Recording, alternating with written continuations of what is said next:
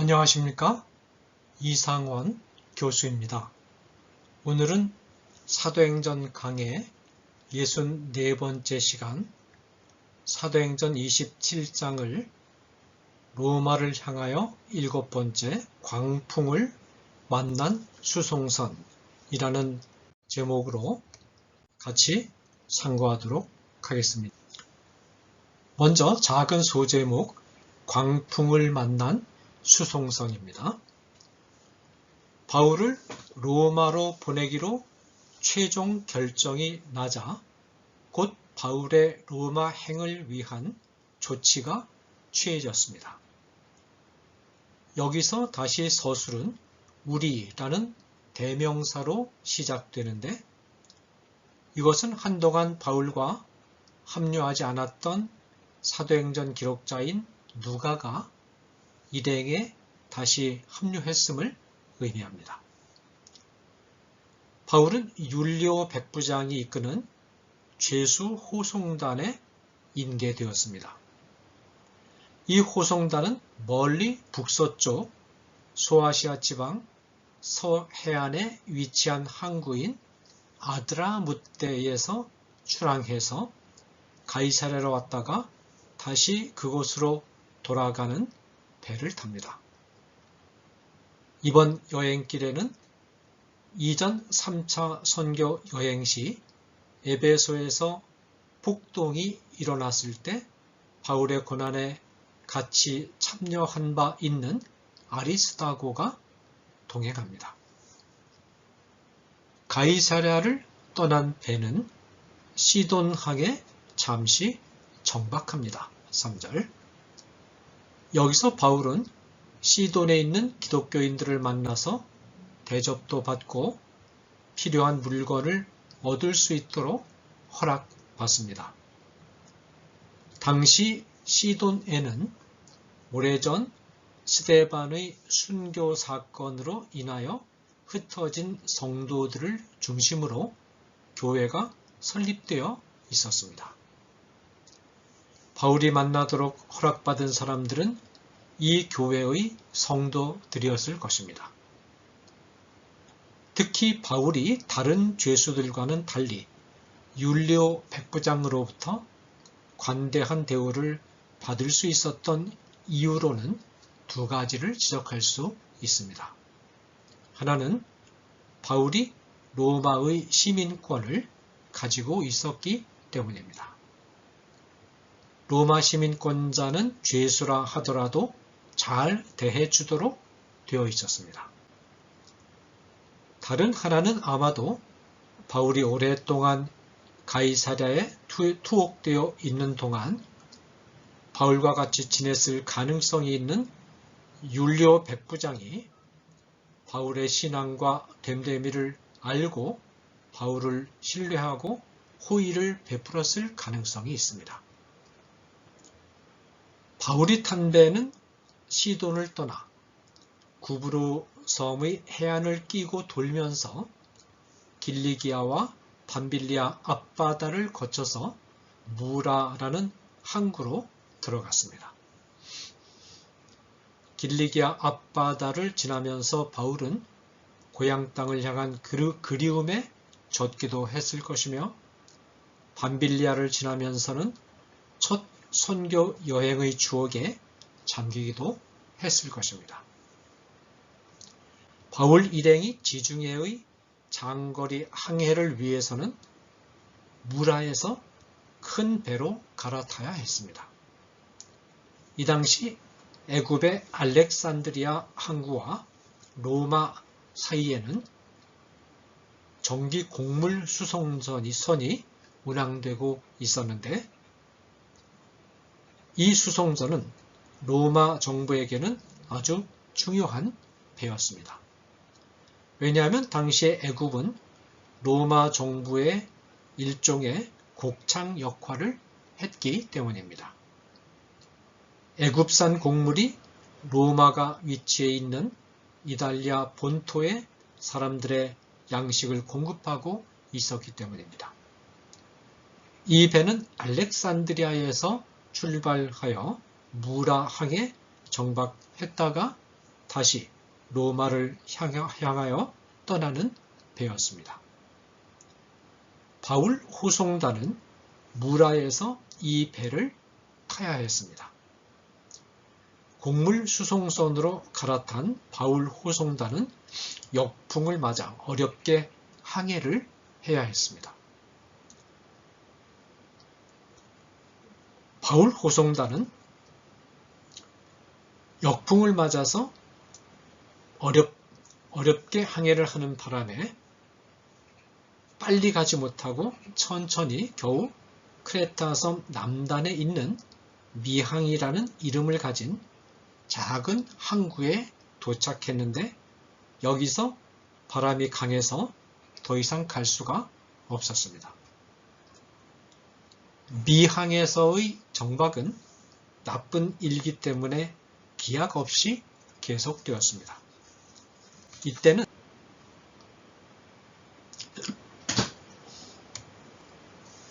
그 비결은 바울에게 하나님이 찾아오셔서 말씀하셨다는 사실에 있습니다.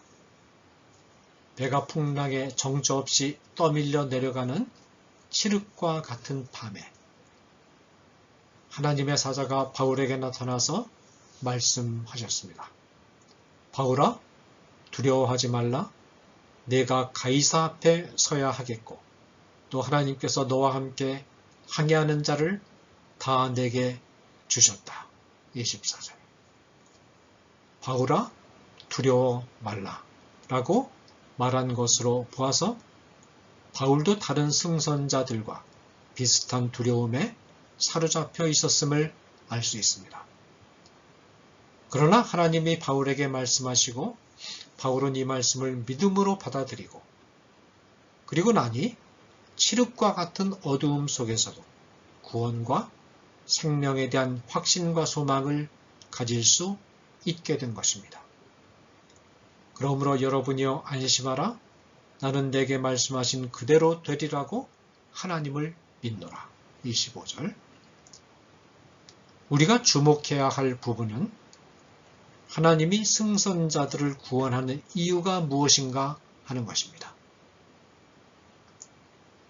하나님이 승선자들을 구원해 주시는 이유는 바울이 가이사 앞에 서야 했기 때문입니다. 하나님은 하나님의 뜻에 순종하여 가이사 앞에 서고자 하는 바울 한 사람의 안위를 위하여 승선자들을 모두 구해 주십니다. 이것은 하나님이 직접 말씀하신 하나님의 뜻입니다. 참으로 놀라운 일입니다. 한 사람의 의인 때문에 276명에 달하는 승선자들이 구원을 받는 것입니다.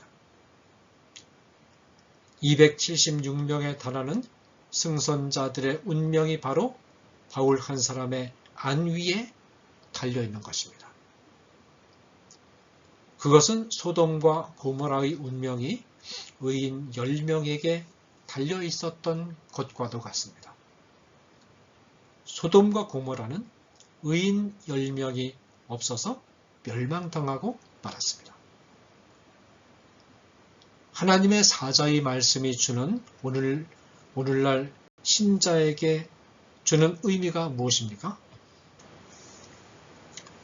하나님은 하나님의 소명을 이루기 위해 헌신하는 한 신자를 살리시기 위해서 그 신자가 속해 있는 불신자를 포함한 모든 구성원들을 살리실 수 있다는 것입니다. 사도 바울과는 대조적인 사건이 요나 사건입니다. 하나님은 하나님의 소명을 저버린 요나와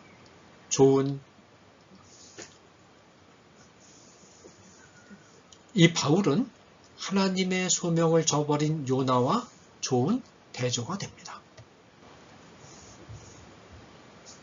요나가 하나님의 소명을 거부하고 도망하기 위해 배에 승선했을 때 하나님은 요나 한 사람을 벌하시기 위해 큰 폭풍을 보내 승선객 전부를 위기에 몰아넣으셨습니다. 요나서 1장 4절. 요나가 배에서 제거되자 바로 폭풍이 가라앉고 배는 평온을 되찾았습니다. 요나서 1장 15절.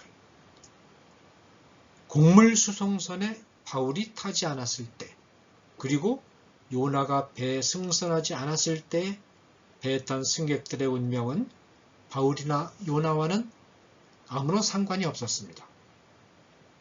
그러나 일단 바울과 요나가 탄 이후에 배의 운명은 바울과 요나가 하나님 앞에서 어떤 태도를 취하는가에 전적으로 좌우되었습니다. 이처럼 신자들이 없었던 이방 사회의 운명은 신자와는 상관없이 전개되지만, 일단 신자가 그 사회에 속한 이후에는 그 사회의 운명은 신자가 하나님의 소명을 충성스럽게 수행하느냐의 여부에 따라서 결정됩니다. 대한민국의 운명은 신자가 등장하기 전에는 신자와 상관없이 전개되었으나, 신자가 등장한 이후에는 신자가 하나님의 소명에 대하여 어떤 태도를 취하는가에 따라서 결정된다는 사실을 우리 모두 유념해야 합니다. 자, 그 다음에 이제 세 번째 마지막 소제목은 사도행전은 곧 성령행전이다 라는 것입니다. 바다에서 표류하기 시작한 지 14일째 되었을 때 선원들이 소리 측정을 해본 결과 바다 깊이가 낮아지는 것을 발견했습니다. 그것은 배가 해안을 향하여 가고 있음을 뜻하는 좋은 소식이었습니다. 선원들은 암초에 걸리는 것을 막아보려고 닻을 내리고 기다리다가 엉뚱한 마음을 품기 시작합니다. 엉뚱한 마음이라기보다는 인간의 부패한 이기적이고 또한 어리석은 본성이 그대로 드러난 것입니다. 배에 구명보트가 있는 것을 잘 아는 선원들은 이 구명보트가 승선한 사람들 전원을 다 태우기에는 역부족이라는 것을 속으로 계산하고 점차 육지에 다가오는 시점이 되자 자기들끼리 구명보트를 타고 도망갈 계획을 했습니다. 네, 앞문장은 제가 다시 한번 읽겠습니다. 배에 구명보트가 있는 것을 잘 아는 선원들은 이 구명보트가 승선한 사람들 전원을 다 태우기에는 역부족이라는 것을 속으로 계산하고 점차 육지가 다가오자 자기들끼리 구명보트를 타고 도망갈 계획을 했습니다. 그리고는 닻을 내리는 척하고 구명보트를 바다에 내려뜨렸습니다. 곧 희망이 없는 배와 승선자들을 내팽개치고 구명보트에 자기들만 올라타고 도망가려는 속셈이었습니다. 위기에 처해 봐야 인간의 본성이 어떤 것인가를 알 수 있는 것처럼 이때의 인간의 이기적인 마음이 드러나고 있는 것입니다. 그러나 그렇게 하면 자기들만이라도 살 것 같아서 그런 조치를 취했지만 오히려 그 길이 자기들만 죽는 길이 된다는 것을 이들은 내다보지 못합니다. 자기가 만든 함정에 자기 스스로 빠지는 것입니다. 이 칠흑과 같은 바다에서 작은 구명보트를 타고 험한 바람과 파도를 이겨내면서 해안에 도착할 수 있다는 생각은 사실상 매우 어리석은 생각입니다. 잠깐만 생각해 보면 어리석은 생각이라는 것을 곧 알 수 있는데 눈앞의 이익밖에는 보지 못하는 인간은 결국 선원으로서 승선자들에 대한 책임감도 앞길에 대한 판단도 다 내팽개쳐 버린 채 죽는 길이 살 길인 줄 알고 달려듭니다. 사실 인간들이 하는 일을 가만히 들여다보면 이 선원들이 하는 일과 비슷하다는 것을 알 수 있습니다. 몇 년만 지나면 살인자임이 발각되어 심판을 받고 지탄을 받게 된다는 사실을 조금만 차분히 생각해 보면 곧 알 수 있는데 그것을 내다보지 못하고 아니면 아예 눈을 감아버리고 눈앞에 보이는 권력과 돈에 정신이 팔려서 행동하는 것입니다. 선원들의 계략은 사도 바울의 눈에 곧 간파되었습니다. 사도 바울은 배를 조종할 줄 아는 선원들이 배 안에 남아 있어야 한다는 것을 백부장에게 귀띔했습니다. 백부장은 곧 군인들을 시켜서 구명보트를 매달고 있는 고룻줄을 끊어버리라고 명령함으로써 선원들의 시도를 차단시켰습니다. 날이 밝자 바울은 승선자들이 거의 보름 동안 아무것도 먹지 못해 아사 상태에 있는 것을 보고 음식을 가져와서 너희 중 머리카락 하나도 잃을 자가 없으리라 라고 말하면서 이들을 안심시키고 차분하게 하늘을 향하여 감사 기도를 드린 후 먼저 먹기를 시작합니다. 바울의 행동을 보고 안도감을 느낀 승선자들은 음식을 먹기 시작합니다. 276명이나 되는 승선자들이 모두 다 음식을 먹고 난 이후에 힘을 얻어서 그동안 배가 뒤집히는 것을 막기 위해 버리지 않고 바닥짐으로 남겨두었던 밀푸대들을 배 밖으로 던져 배를 가볍게 하고 닻을 끊고 돛을 올려 배가 해안을 향하여 빨리 움직이도록 조치를 취했습니다. 그러나 배는 강에서 내려오는 물과 바닷물이 합류하는 지점에 있는 모래톱에 걸려 좌초하고 말았습니다.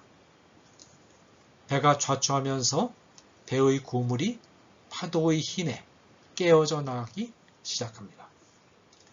이때 군인들은 죄수들이 도망가면 자기들에게 돌아오게 될 책임 추궁이 두려워서 아예 죄수들을 죽이려고 했으나 역시 바울을 살리려는 율리오가 이 일을 말리면서 승선자들 모두가 헤엄을 치거나 아니면 수영을 못하는 사람들은 배 안에 있는 널판 등의 물건을 이용해서 자유롭게 해안을 향해서 가도록 허용했습니다. 그리하여 276명에 달하는 승선자가 한 사람도 상함이 없이 모두 해안에 무사히 상륙했습니다. 이렇게 해서 바울이 승선자들에게 했던 확신에 찬 위로의 약속은 보란듯이 그대로 이루어졌습니다. 아마도 바울이 칠흑 같은 어두움 속에서 보여준 차분하고 희망을 잃지 않는 태도와 그의 말대로 일이 이루어지는 것을 보면서 율리오를 비롯한 승선자들은 한편으로는 바울을 존경하기도 했을 것이며 또 한편으로는 바울을 무서워하기도 했을 것입니다. 여기서 우리는 적절한 때에 적절한 모습으로 나타나셔서 바울을 위로하시고 바울의 길을 인도하시는 하나님의 활동을 다시 한번 보게 됩니다. 하나님의 숭고한 뜻을 이루기 위하여 헌신한 한 사도, 한 성도의 활동의 이면에는 면면이 하나님의 관심과 하나님의 세심한 배려와 신비로운 활동이 깔려 있는 것입니다. 사도행전은 사도들의 행전인 동시에 하나님의 행전, 곧 성령의 행전이기도 한 것입니다. 따라서 성도들은 자신들의 삶의 배후에는 이처럼 살아계신 하나님의 깊고 세심한 관심과 배려가 깔려 있음을 기도하는 가운데, 말씀을 연구하고 읽는 가운데, 자신의 삶을 깊이 묵상하는 묵상하고 살아가는 가운데 느끼고 깨달아야 하며 그 살아계신 하나님이 나의 삶을 주목하고 계신다는 사실을 늘 의식하면서 행동하고 또한 살아야 할 것입니다. 감사합니다.